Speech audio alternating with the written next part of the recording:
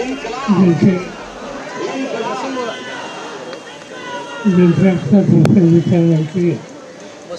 राज्याचे माजी मुख्यमंत्री उद्धव ठाकरे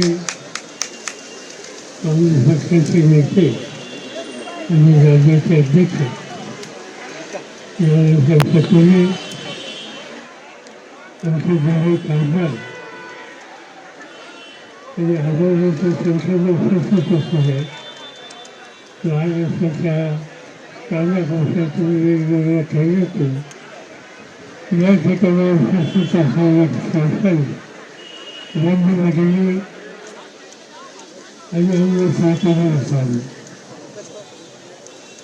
गेले काही दिवस आपल्या महत्त्वाच्या मागण्यासाठी राज्य सरकारचे दरवाजे ठोकत होता. 16 ऑगस्टला तुम्ही निर्णय घेतला आणि 28 तारखेपासून अधिक आंदोलन सुरू करण्याच्या सगळ्यांनी भूमिका घेतली. 16 ऑगस्टपासून महाराष्ट्राच्या ग्रामपंचायतीचं काम ठप्प झालं, पण तुमच्या मागणीकडे सरकारचं लक्ष लागलं.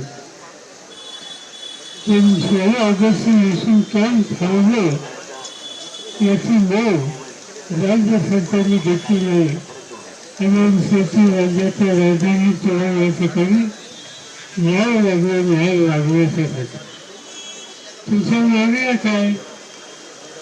तुम्ही या ठिकाणी म्हणतात की ग्रामपंचायत आर्थिक दृष्ट्या सक्षम झाली पाहिजे. ग्रामपंचायत ही शेवटची प्रशासनाची व्यवस्था आहे आणि शेवटच्या माणसाच्या हिताची दर्शन करण्याची शक्ती ही ग्रामपंचायतीच आहे. त्या ग्रामपंचायतीचा मुख्याचा हेतू करून हा लोकांच्या गावच्या लोकांच्या मतावर निर्णय मिळाला आहे.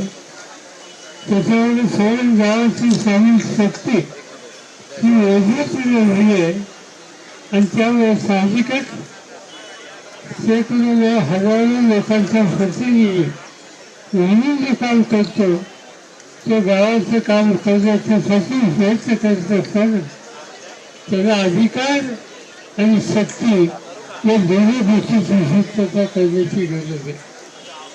आणि म्हणून तुम्ही याच्यामध्ये काही मागण्या केल्या. आज सगळ्या प्रकारच्या लोकप्रतिनिधींना मानधन मिळतं.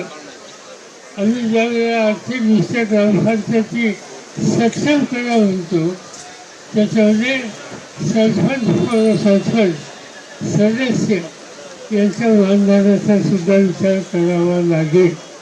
त्यांचं पूर्ण सगळं त्या ठिकाणी शेवटी गावात विकासाची कामं ही गावच्या सरपंचाला गावच्या लोकप्रतिनिधींना माहीत असतं. एखाद्या गावचं काम असेल, मी भले आमदार असेल, खासदार असेल, तुम्हाला माहिती असेल, पण प्रत्येक गावात जर लोकांच्या दृष्टीनं